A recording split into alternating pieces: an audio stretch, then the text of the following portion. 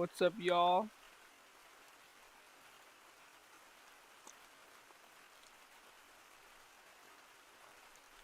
You got banned again. That's depressing. Let's see if y'all can hear this.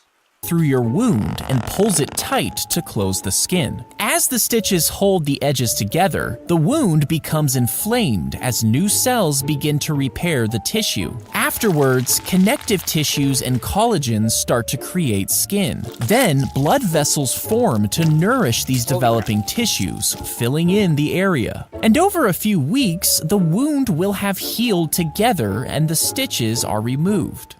When you get stitched, when a firing squad, when a doctor gives you a shot, when you get stitches. Have you ever noticed how odd the McFlurry spoon is? Well, some people think it's supposed to work like a straw, but you only have to try that once to realize it does not work. The true reason for these weird spoons is actually pretty genius. You see, McDonald's didn't want to clean their beaters after every McFlurry, so instead, they designed a spoon that would also work as the mixer. Have you ever noticed If everyone on Earth clipped their toenails and threw them into the ocean, you might think they'd float and blanket a huge area. But toenails don't actually float, so they would pile up at the bottom of the ocean. As over 82 billion clippings rain down, it would choke fish and smother the seafloor until a massive pile broke through the surface. And after this global clipping, you would have a walkable toenail island, 10 times bigger than Central Park. Yeah. If you lose one of your adult Would that be very pleasant, yes or no? teeth, the bone where the tooth once was can start to deteriorate. To prevent further damage, a dentist will fill the cavity with a synthetic material that mimics real bone. Once filled, a metal bracket is secured on top and the incision is closed. After the graft has healed, a large implant post is inserted into the new bone. Then, a small metal piece is screwed in and a porcelain tooth is secured on top. If you accidentally touched a table saw, you'd probably think your fingers would be cut off. But this isn't always the case. You see, some modern high-end saws actually know the difference between wood and your skin. Once your finger comes in contact with these special saws, it immediately detects the electrical conductivity from your skin. This triggers an immediate mechanical response that stops the blade in less than 5 milliseconds. If you're trapped in the trunk of a vehicle, you should immediately start searching for the glow-in-the-dark release hatch. If you don't see the latch, don't panic. Trunks are not airtight, so there's no risk of running out of oxygen. Try feeling around the edges of the trunk for a handle. This may allow you to release the seat back. As a last resort, kick out one of the brake lights. This small opening will allow you to signal for help. If you're trapped in the trunk, Have you ever wondered why the letter E isn't used to grade? Teachers use A, B, C, D, and F, but they skip E. Why is this? Well, the answer is actually pretty simple. You see, back in the day, schools did use the letter E, but in the 1930s, they decided to stop after students and parents thought that it meant excellent. It was quickly replaced with F, because F for failed made more sense.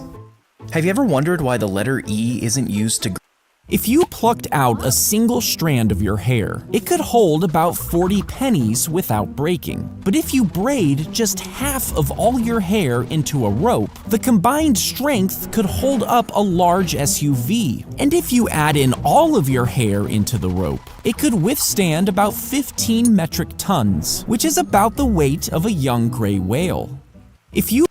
His teeth were infected and fell out, so by the time he became president, he only had one tooth left. It was removed to fit his dentures, but they weren't made of wood like you might think.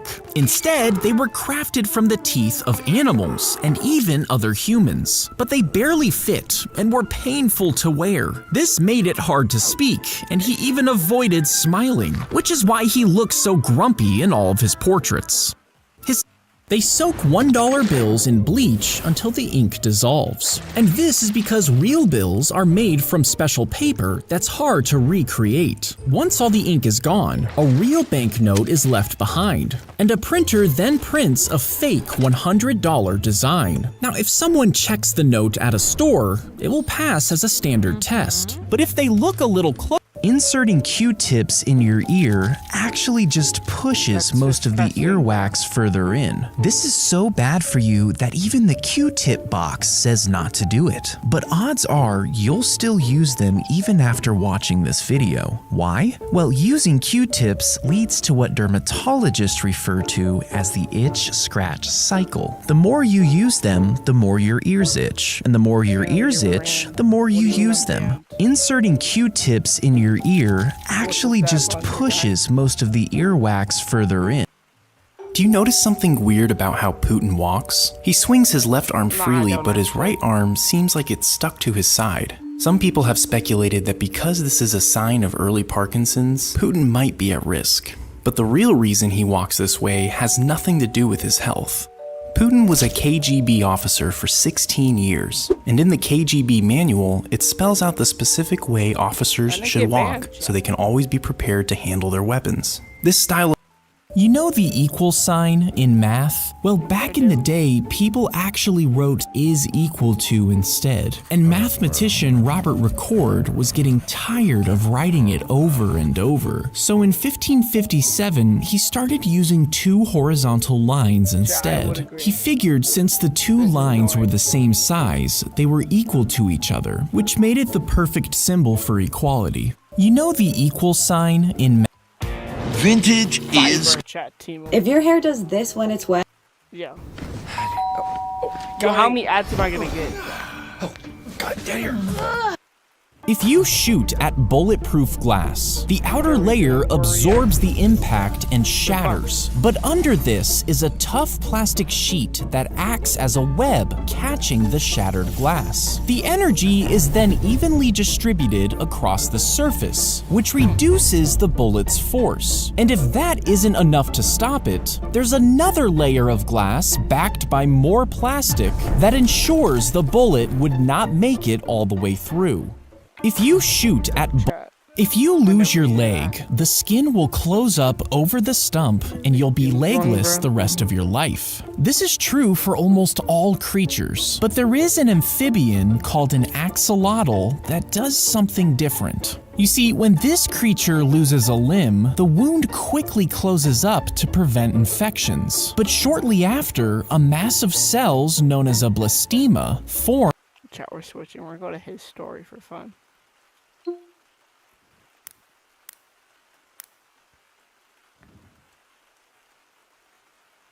My girlfriend gave my dog away while I was visiting my parents.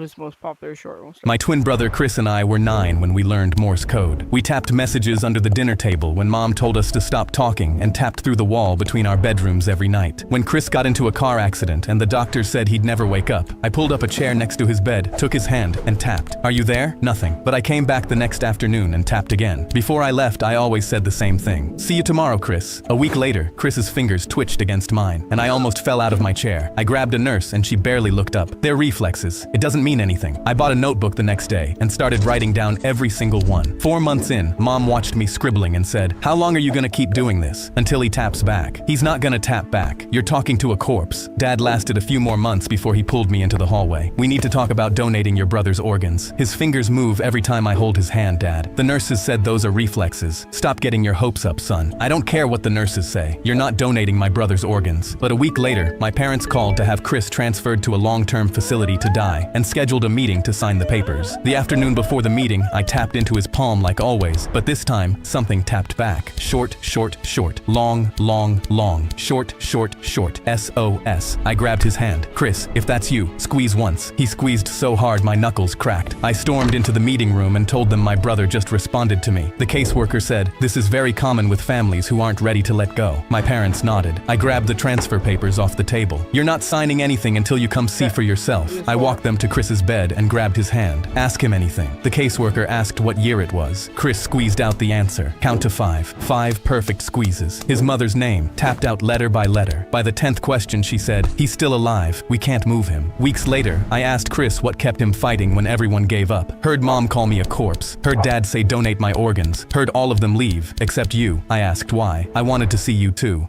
My twin brother Chris.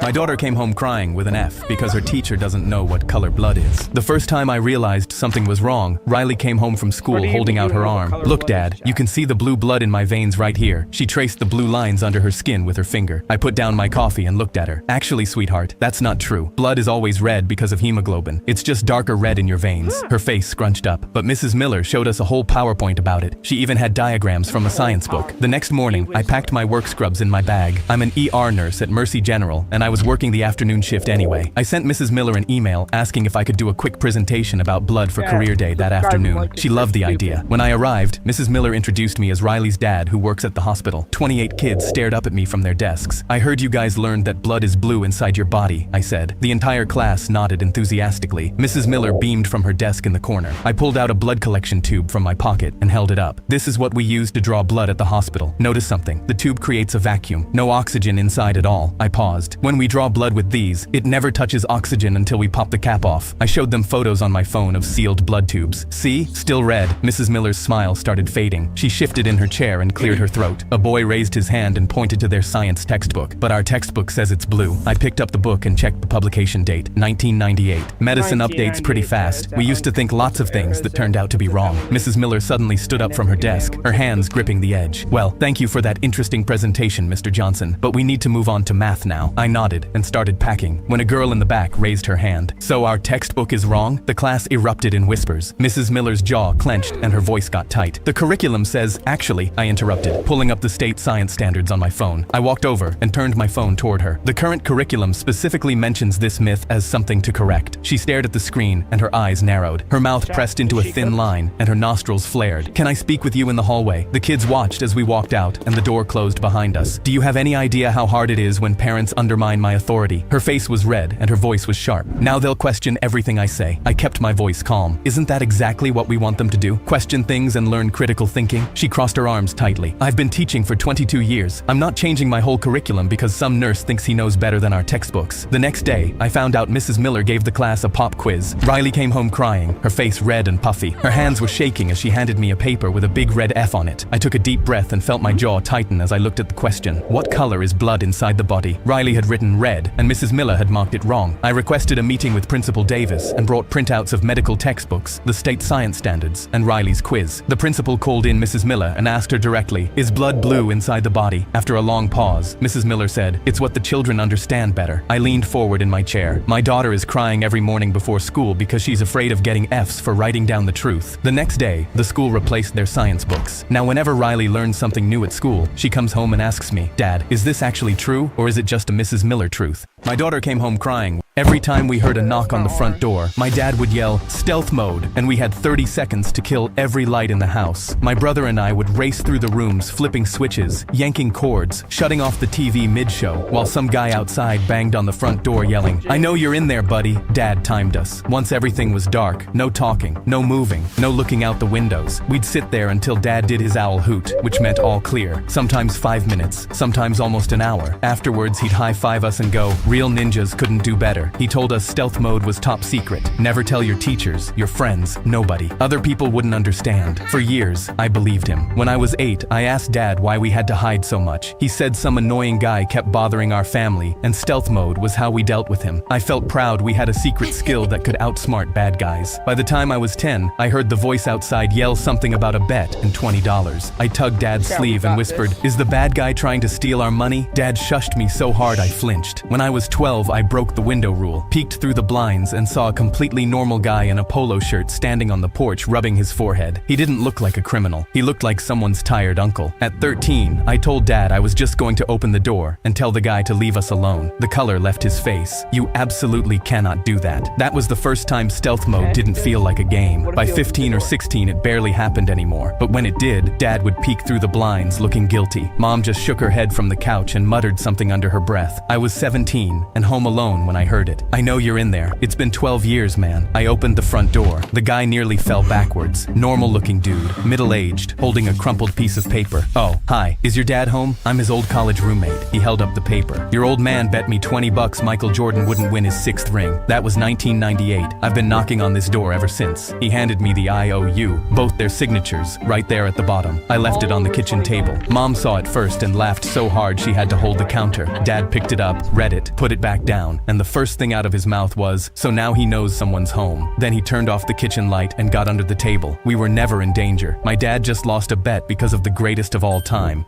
Every time a man climbed onto our school bus with a knife, and the first thing he heard was a slow clap from the back row. Confused, he screamed at our driver, Mrs. Worley, to keep driving and not stop for anyone. A kid leaned forward. "Nice ski mask. Did you cut the holes out yourself, or did your mommy help you?" The whole bus laughed. He waved the knife around. "Shut up and no one gets hurt. Your hand is shaking so hard I can't tell if that's a threat or a dance move." He stepped toward the kid who said it, and 20 voices started talking at once. "Oh, he's walking now. Everybody watch out." He spun around trying to find who said what, but insults were coming from every direction. Bro seriously hijacked a bus with no plan, no getaway car, and a Walmart knife. This is the saddest crime I've ever seen. We wouldn't let him finish a single sentence. "Are you robbing us for money? All I have is an EBT card and a bus pass." He pointed his knife at Mrs. Worley, and the whole bus went silent. A kid stood up. "You can threaten us all you want, but if you point that thing at Mrs. Worley again, we're gonna have a real different conversation." He laughed nervously and asked what a bunch of kids were going to do about it. A girl said, "We're on the bus to the school for troubled teens. Half of us are here for assault, and the other half won't say why." Mrs. Worley looked at him over her shoulder. "Honey, I've watched these kids make grown men cry over smaller things than pointing a knife at me." He lowered the knife. "Smart choice. She brings us donuts on Fridays. We protect what matters." His face twisted, and he shoved toward the kid with the knife raised. Mrs. Worley pulled over, stood up, and stepped between. That'd be Aura. If you actually could help,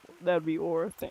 No, that's enough now. He grabbed her arm and shoved her into the dashboard. For half a second, the bus was completely silent. Then a kid came over the seats like something feral, and 3 others were right behind him. The guy didn't have time to turn around before someone hit him in the back of the knees and he went down. The knife skittered under the seats, and kids were on top of him before he could reach for it. Someone had him in a headlock while someone else pinned his arms. A girl sat on his legs and went through his pockets just to add insult to injury. Mrs. Worley pressed the emergency button. "I need police at my location. Tell them there's no rush. The situation is handled." The guy was crying. "Please get off me. I can't breathe." A kid leaned close to his face. "You should have thought about that before you touched Mrs. Worley." When the cops showed up, they found him tied to a seat with shoelaces and snot running down his face. A man climbed onto our school bus with a knife, and the first thing he heard was a Tap the screen now to get a free Neato.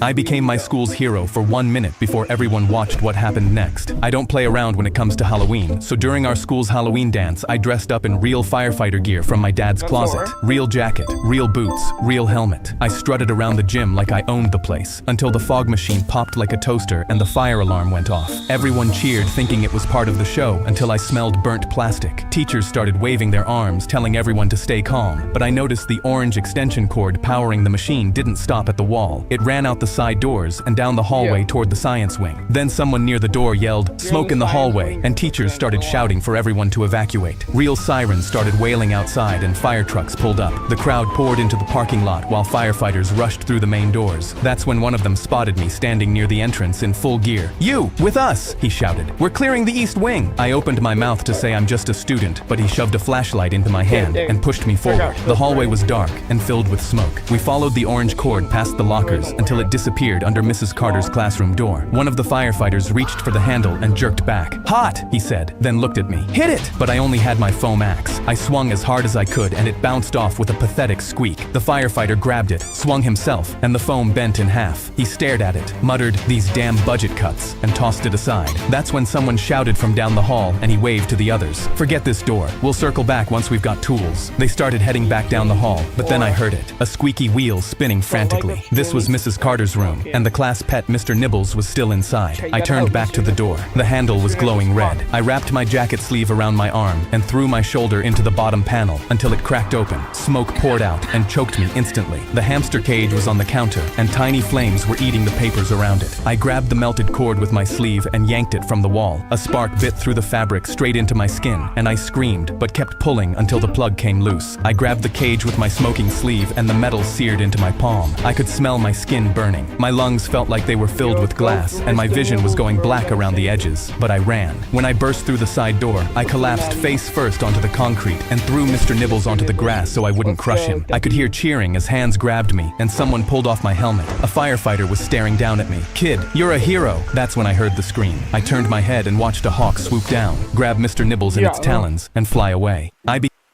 That's so depressing, chat. Mr. Nibbles just got taken. My teacher looked at my drawing, covered her mouth, and ran out of the room screaming. Our assignment was to draw something that makes us happy, so I drew me and my dad fishing at the lake, something we do every Saturday. I picked up my paper to see what she saw. 2 stick figures, a fishing rod, a lake, a building that said Larry's Bait and Tackle, and a fish that I even labeled Fish in case there was any confusion. I had no idea what I did wrong. She came back with 2 security guards, still screaming, grabbed my drawing off my desk, and pointed at me like I was dangerous. They walked me out without saying a word and sat me down in Principal Carter's office. He had my drawing under a desk lamp like he was examining a ransom note. He looked up. "Explain this." I told him it's me and my dad fishing at the lake. He pointed at my stick figure's hand. "You're telling me this is a fishing rod when I'm looking at a weapon." I told him there's a line coming off it with a fish on the end, and I literally wrote the word fish next to it. Mrs. Keller leaned in. "It looks like he's aiming at the building." I told her it's Larry's Bait and Tackle where we buy worms, and he's facing the water because that's where fish live, and that's how fishing works. I didn't understand how every adult in the room was looking at a fish and seeing a threat. Principal Carter picked up his phone and called my dad. "Mr. Davis, your son drew an image that appears to depict a school shooting. We need you here immediately." I sat there staring at my drawing, wondering how I ended up here. My dad showed up still in his work shirt with dirt on his hands and stopped in the doorway.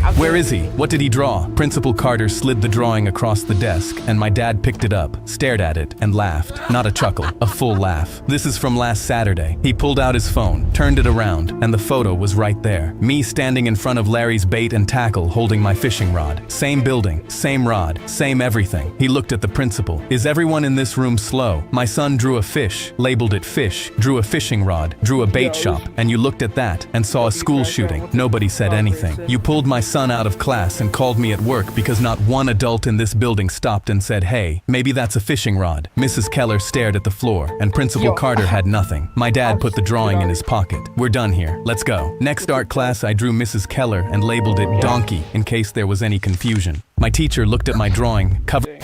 Welcome to Dubrovnik. When I saw Kimberly walking out of the boys' bathroom, I asked, "What were you doing in there?" She instantly froze. "I wasn't. I just accidentally went through the wrong door." But I knew that wasn't the truth. I was about to open it when she grabbed my arm. "No, don't. You can't go in there." And before I could even ask her why, I heard someone crying. "What was that?" "I don't know. Maybe it's best to..." Yeah. My Give me 1 second, chat.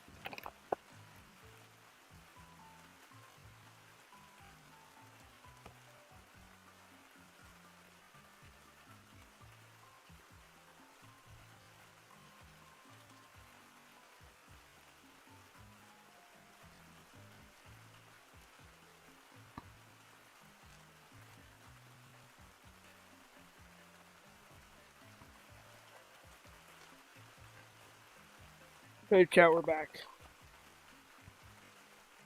What's up, hello?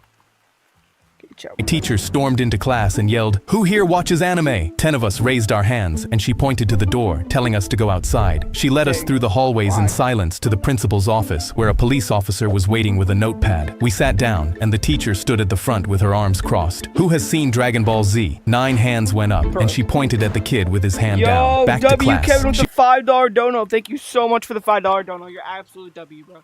That helps out a lot. Thank you so much for the $5 dono. Thank you so much for the $5 dono, bro. It helps out so much. So much, bro. He walked over to the principal. Wait, chat, I'm trying to put you on the... I'm trying to put you the thing up to the goal. Thank you so much, Kevin, bro. You're actually a W. Thank you so much for the $5.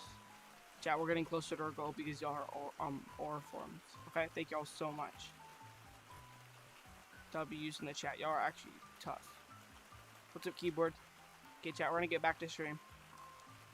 We're gonna get back to principal's computer and pulled up an image. 5 characters from Naruto. Name them, right now. 2 kids just stared at the screen, and she pointed them to the door. Then she held up a quote and handed out blank slips angrily telling us to write down what anime it was from. I wrote one piece, but 2 kids handed theirs back empty and left. Me and my friend John were among the 5 left. John was shaking, and I didn't know why, but I saw the police officer note it. The teacher slammed a blank paper in front of everyone with instructions on the board. Finally, draw a face in manga style. 3 of the kids' pencils never moved. The teacher looked at me and John. You 2 draw manga, yes? We nodded and she said, good, go grab your manga art and bring it back here. The rest of you are free to go. We walked out, and I kept wondering what the hell this was about. We came back with our sketchbooks, but this time the teacher's daughter was here too, and she was crying. Chat, this might be the worst short I've ever watched of his.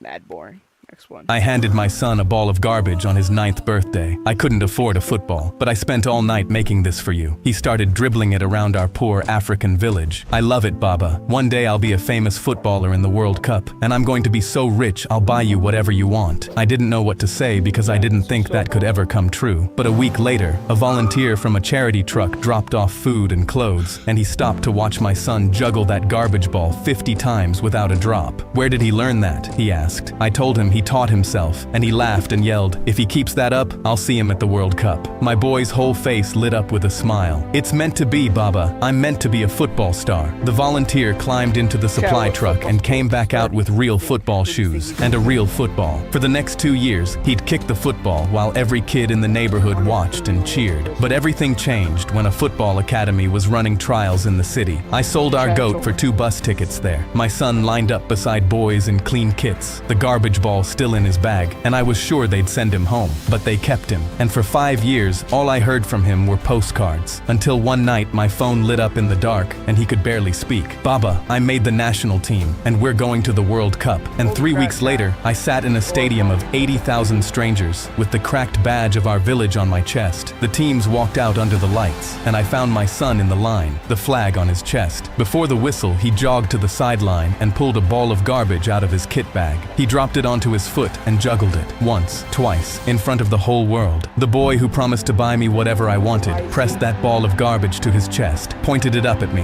and I came apart in a stadium full of strangers. I handed my son a ball of garbage. Everybody in 3, 2, 1, y'all are all gonna subscribe. 3, 2, 1, subscribe. GorillaCon's happening again, or most likely. What's up, Tech VR, or whatever your name is, what's up? The taxes are not that high, bro.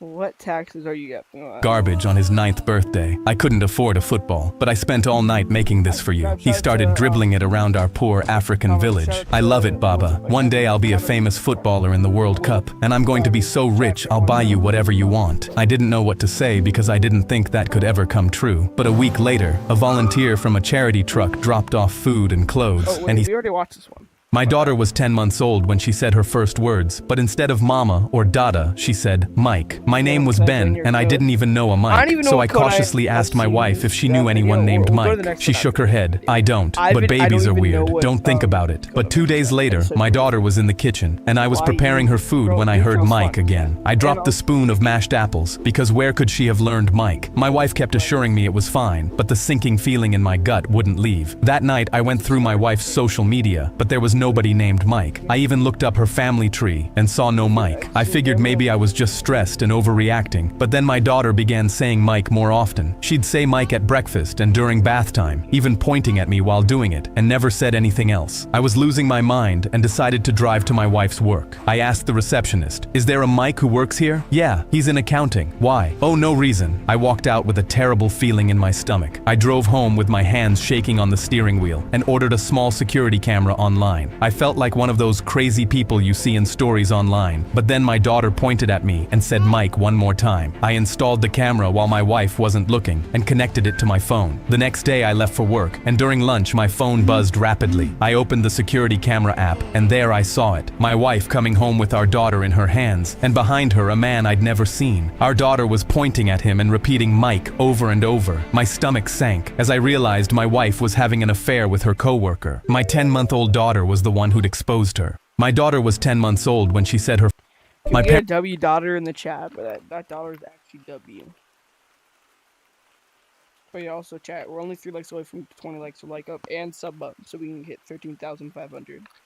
Parents walked into my room mid-game and unplugged my console. My dad held up my report card with a D in algebra and said, "No more games until your grades come up." The next day, I walked into the kitchen and told him my friend started a study group at his house. My dad dropped me off that first night and watched me walk in with my backpack. He saw textbooks on the table and drove away smiling. My friend's mom sat us down and made us do homework for the first hour. The second that hour was up, my friend turned on Fortnite and we gamed for the rest of the night. When my dad picked me up, he asked how it went. I told him we studied the whole time. He squeezed my shoulder and said, "That's my boy." Every night after that, he'd pull up during the first hour and peek through the window. Textbooks out, homework spread across the table. By the time we switched to Fortnite, he was long gone. One night, my friend's mom came outside and told him, "Your son's been making my boy actually do his homework. He never used to." After that, my dad stopped getting out of the car. He'd just honk, and I'd come out. One night, I looked out the window, and my dad was walking up the driveway carrying a box of pizza. He was coming inside to thank my friend's parents. I jumped off the couch. I slapped my friend's arm and he yelled, "Grab the math books." We threw the controllers under the couch cushions and had textbooks open by the time the front door opened. My dad walked in with the pizza grinning. He looked at the table covered in math books and started beaming. He pulled out his phone and took a photo of me pointing at equations in a calculus textbook. I still had a D in algebra. I just nodded and kept pointing like I knew what I was talking about while our Fortnite characters were getting eliminated in the background. My dad sent the photo to my mom, and she called me that night crying about how proud she was. He went back to honking from the driveway. To them, I was a math tutor, but really, I was top 10 in Fortnite. My Top 10 in Fortnite. Alright. Wait, can you... I grabbed the last toy soldier for my son, and a security guard was in my face. I was gonna get that for my kid. Get something else. The nerve of this guy. Sorry, my son mowed lawns for a month to save up for this. He turned cold. Entitled Beach. Excuse me? You're the type that cries like a little baby when he doesn't get his way. I thought to myself, I'm a Marine. You could say a lot of things about me. A cry. There's some scary stuff in here. I'm going to sub, like, because you're a dog and you can't talk about your feelings. It's tough. What's up, Termy? Hey, Phantom, great news. What's the great news? Baby isn't one of them. I thought about responding, then decided against it, and walked away. That's what I figured. Any sign of conflict, and you fold like the little beach I thought you were. I hesitated for a second, then kept walking. At checkout, I felt him watching me. Sure enough, he pushed through the line, badge out, hand on his taser. "Sir, come with me, right now." Every customer stared at me like I'd already been convicted. "Excuse me? I watched you steal something. Don't make this difficult." "Fine, get your manager." The rent-a-cop pulled me into the tiny back office, a metaphor for his tiny dick. He told his idiot manager that he watched me steal something and put it back when I saw him coming. A blatant lie. The manager bought every word and informed me I was going on a watch list and banned from the store. The rent-a-dork got right in my face and smiled like he'd won a trophy. I was about to make a decision I couldn't take back when Sally from Home Goods walked in. "Sir, I actually saw and heard the whole exchange between these two, and the customer is telling the truth. He never tried to steal anything." The rent-a-dweeb turned white. The manager apologized and gave me 50% off my entire purchase. I loaded the cart with everything my son could want with the last toy soldier on top. On the way out, I watched the rent-a-turd get fired. A week later, I saw him on the local news, caught stealing the exact same toy soldier from another store. Some people never learn. I grabbed the last toy soldier for my son went to blow out his birthday candles, but his aunt leaned in last second and blew them out for him. She'd been doing this for the last 4 years, never once caring it made my son cry. Not only that, but she'd also come wearing designer dresses and professional makeup to make the day about herself. She said she was too poor to celebrate birthdays as a child, so this was her way of taking back her childhood. So when my son's 10th birthday came around, I had an idea. I brought out the largest cake I'd ever bought. It had 3 layers, weighed 8 pounds, and had the candles already lit and placed. I glanced over at her face and saw what she was planning. We sang happy birthday, and my son went to blow the candles out. That's when she leaned in like always and blew hard. But what she didn't know was that I'd hidden springs inside the cake. Springs that were held down by temperature-sensitive latches that only stayed closed when in contact with heat. So as long as the candles were lit, the cake stayed together. But when she blew them out, the heat went away and the latches opened. The springs released, launching the entire center of the 8-pound cake into her face, covering her done-up hair, her professional makeup, and Gucci dress. My son started laughing so hard he was crying, and she ran out in tears. That's when I brought out the second non-booby-trapped cake for my son. My son went to blow out his birthday. Yeah, that's honestly aura. I was outside looking for my cat when I saw my neighbor stepping on her tail and laughing. My cat was screaming. I ran over and shoved him off. "What is wrong with you? Why were you stepping on her tail?" He got close to my face. "Because I wanted to." "What are you gonna do about it?" I wanted to punch him because my cat... In 3, I was trolling as a female agitating. What's up, newbie? Chat, and okay, in 3, 2, so once I say 3, 2, 1, 1, 2, 1, y'all are gonna like, up, stream, and subscribe. 3, 2, 1. Fluff is my best friend. She's friendly with everyone, so we let her roam outside, and he stomped on her for a laugh. I wanted to knock his teeth out of his mouth, but I grabbed my cat and walked away because I thought it wouldn't happen again. Then the next day, I brought Fluff in my room and closed my door to trap her. I wasn't taking any chances, but when I went to the bathroom, Fluff slipped out the front door and went outside. I didn't even notice until I heard her screech from outside. Give KJ the code. Okay, chat. Bear with me. I gotta switch codes. I'm not even in a proper code right now. Ow! I just dropped my phone. That hurt. I'm sitting on my chair, chat, while reacting to this with y'all. Because, you know.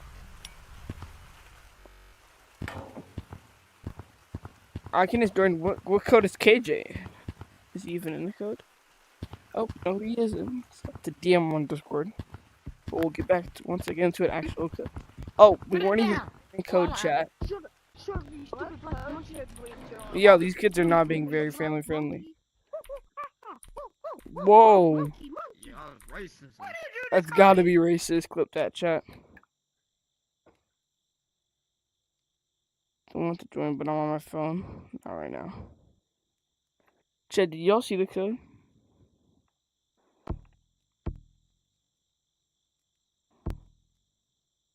Just in case we're gonna join a new one. I don't know if y'all saw. I couldn't really tell.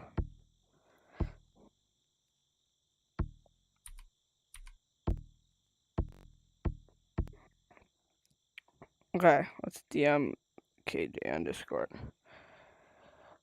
Anyways, chat, while we're doing this, how are y'all day going?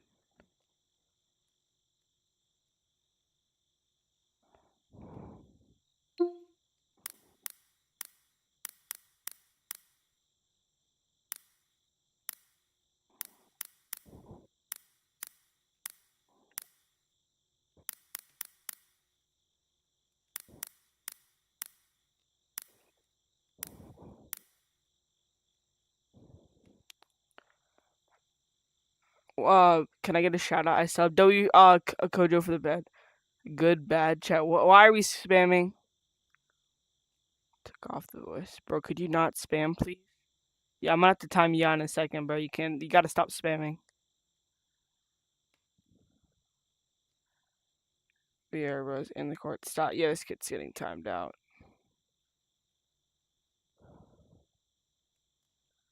Timeout. This. What's up, Frost? Okay, chat, he got timed out.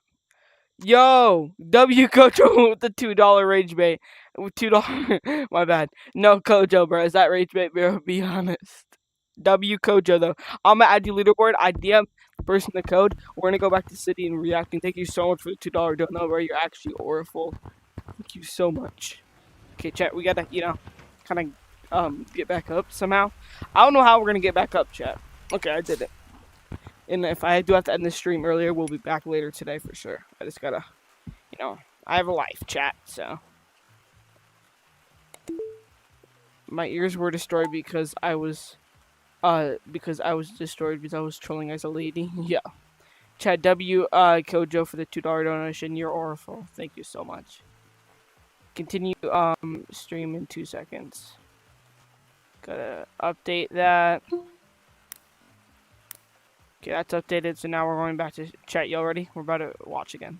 My balls hit the floor. I ran out, and the neighbor was on my yard, standing on Fluff's tail even harder than before. He pressed harder, smiling at her pain. She was crying. I shoved him off and picked her up. Her tail was limp and bent sideways. He looked at me, smiling. Next time, I'll step harder. I was shaking with anger. I saw his wife watching from her balcony and screamed, "Your husband came into my yard and stepped on my cat's tail again." She rolled her eyes. "It's just a tail. relax, and looked away. I took Fluff to the vet because her tail wasn't moving anymore. The vet looked at me and said the tail was too damaged. They cut off her tail. I was comforting my cat and knew exactly what I needed to do to make sure he never did this again. The next morning, I laced up my black Timberlands and went outside, waiting for him to come out. Then I saw him walk onto my yard, look around, and go behind the bushes looking for my cat. He saw me and smirked. "Where's your dumb cat? I want to stomp on it again." I walked up to him. He didn't even see it coming. I'm not.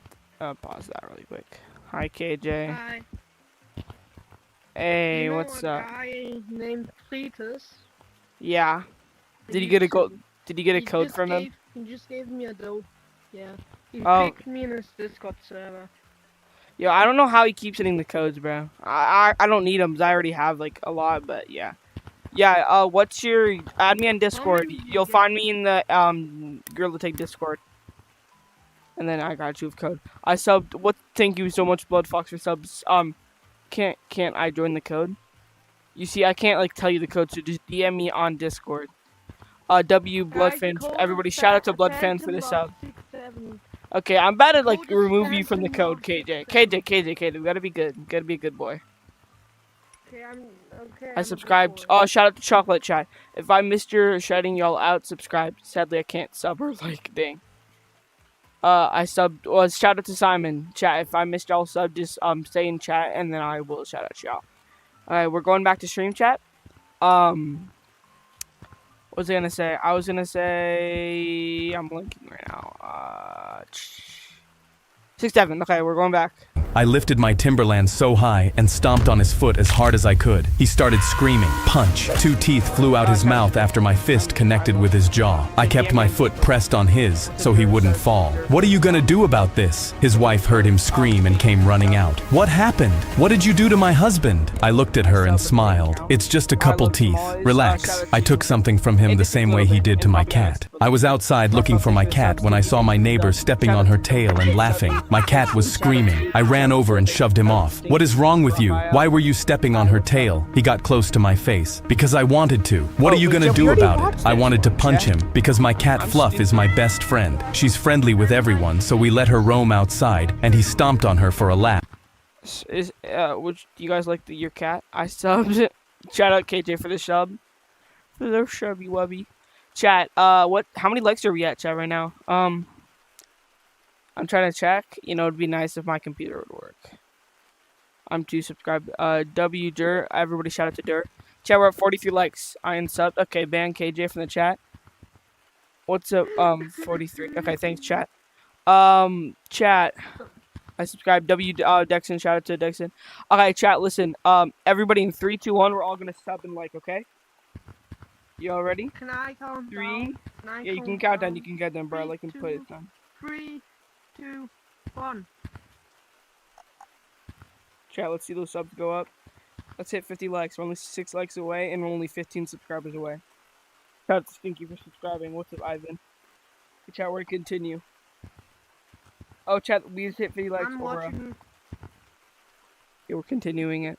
I wanted to knock his teeth out of his mouth, but I grabbed my cat. Wanna go on a date? My daughter finally brought home a boyfriend I didn't want to kill. I'd been striking out with her boyfriends for 6 straight years. Kevin stole $20 from my wallet during Thanksgiving dinner. Brad showed up wasted to my wife's birthday and puked all over our new carpet. Then there was Connor, who called me sir while dealing weed to middle schoolers behind the 7-Eleven. So when my daughter Alyssa said she was bringing home her new college boyfriend for spring break, I braced myself for another disaster. "His name's Alex," she announced. "And he's different, Dad." Right. I'd heard that line before every single time. Alex rolled up Friday afternoon in a beat-up Honda older than my daughter. He walked to our door with nervous energy and a firm handshake. "Nice to meet you, Mr. Palos," he said, looking me dead in the eye. Most of her exes couldn't manage that much. Still, I'd learned not to trust good first impressions. During dinner, he was polite enough, asked about my work, complimented my wife's enchiladas, helped clear plates without being asked. He kept his phone in his pocket the entire meal. I found myself grudgingly impressed, but experience taught me the charming ones were usually the most dangerous. 2 nights later, I was in the garage at midnight wrestling wrestling with my motorcycle's stubborn carburetor. Alex appeared in the doorway looking sheepish, saw the light and thought you might need help. My dad and I used to work on bikes before he passed. I know engines pretty well. Instead of awkward small talk, he rolled up his sleeves and actually knew what he was doing. We worked in comfortable silence for an hour. He handed me tools before I asked. When we finally got the engine purring, he didn't take credit, just smiled and said it felt good to work with his hands again. Next morning, I found my toolbox organized better than it had been in years. Every socket in its place. A note read, "Thanks for letting me help." Reminded me of my old man. I was starting to like this kid, but I was still waiting for the catch. 6 years of losers had trained me too well. On their last day, my wife collapsed in the kitchen making breakfast. 1 second she was flipping pancakes. The next, she hit the floor hard. Looked like a heart attack. Alyssa started screaming. I fumbled with my phone, hands shaking too bad to dial. Alex dropped to his knees beside my wife and started checking her pulse with steady hands. "He's an EMT," Alyssa sobbed. "An EMT. I'd been so busy hunting for red flags I never once asked what he did for work. He kept my wife conscious and calm while we waited for paramedics, talking in that steady voice first responders use. At the hospital, Alex stayed 8 hours even though his flight left that evening. Missed his connection. Paid $400 to rebook. When I tried to reimburse him, he refused. Alyssa needed me here. That's what you do for family. While we waited for test results, he quietly handled everything I was too stressed to think about. Called Alyssa's work, picked up prescriptions, made sure we had food at home, called my wife's sister so I didn't have to repeat the story 10 times. My wife was fine, just exhaustion and low blood sugar. Driving him to the airport the next day, Alex turned to me. "Mr. Palace, I love your daughter. I'd like your permission to propose after graduation." I pulled over and looked at this kid who'd proven himself when it mattered most. After 6 years of losers and letdowns, my daughter finally found a keeper. "You have my blessing," I said. "They're getting married next summer." He already calls me dad.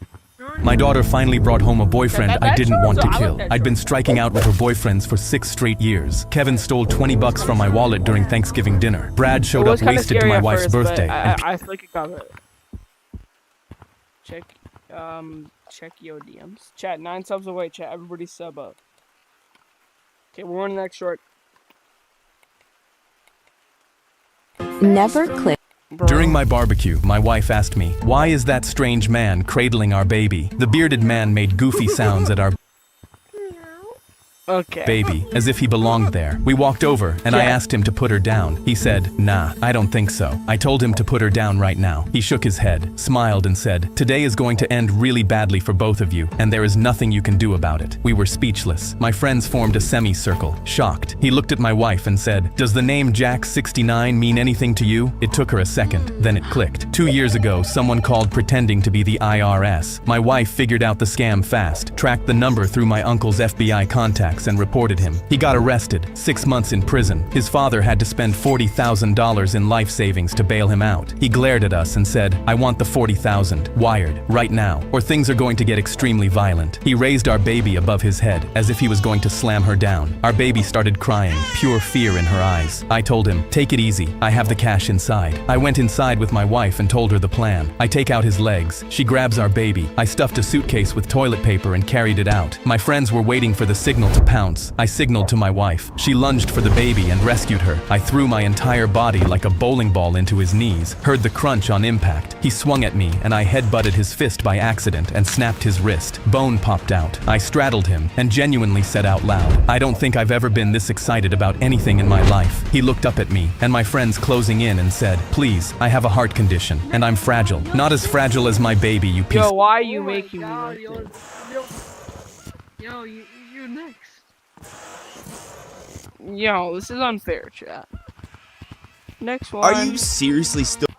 A girl named Madison bumped into me in the hallway, and my science project I was carrying dropped and cracked on the floor. I'd spent 4 weeks making my own organic stain remover spray, and now the liquid was all over the floor. I quickly grabbed the bottle to save what was left, and Madison looked down at me and laughed. "Guess your stupid project is ruined. Mine's way better anyway. See you in the gym." She laughed and walked off. I carried my project to the gym and started supergluing the bottle of my spray together. But Madison sat at the table next to me and laughed at me trying to repair my project. She announced, "This was so easy if you're actually smart. I barely spent 20 minutes and mine's still better." She pointed at my project. I finished my repair just as the judges started walking around, but I barely had enough spray left to demonstrate anything. The judges reached Madison and she proudly showed off her volcano made of red paper mache. She told them the inside of the volcano was filled with red ink. Then she held up a button and said, "If I press this, the ink will flow out of it like lava. Would you like to see?" The judges were impressed and nodded, but when she pressed the button, nothing happened. Her smile dropped and she slammed the button repeatedly repeatedly, but again, nothing. The judges leaned in and wrote something on their clipboards, but suddenly the ink exploded. It went all over the judges' white shirts and ruined their clothes. Madison went pale and grabbed tissues to try clean it, but when she wiped their shirts, she smeared the ink around and only made it worse. The judges backed away and told her to stop. She kept apologizing, but they just moved to my project next, still in their destroyed shirts. They asked me, what is your listen. Stop using long arms.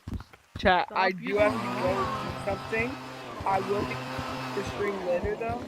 So let's hit 13,500. So y'all mind subbing up really quick for Tough Phantom, please? Pretty please, Mr. Grandpa. Everybody stop this gentleman. Go before I leave. We need 5 subs, chat. That's all we need. Y'all aren't so, please subscribe. Project, and I replied, let me show you. I took out my stain remover spray, sprayed it on their shirts, and wiped it with my own brush I'd also made. Immediately, the ink stains disappeared. The judge's face dropped as he yelled, my shirt. Copying Why is your name Gorilla? Legend GT. It's called a trend, bro. A trend. That's not copying Legend GT at all. Yeah, no, you're banned, bro. Chat, 1 sub away. 1758. No idea. I think he's the person that did. Yeah, thank y'all so much for helping me hit Phantom. 13,000. I will be back with a stream later. I have to go do something. I'll see y'all later. Everybody, shout out to everybody that donated. Thank y'all so much. And I have aura.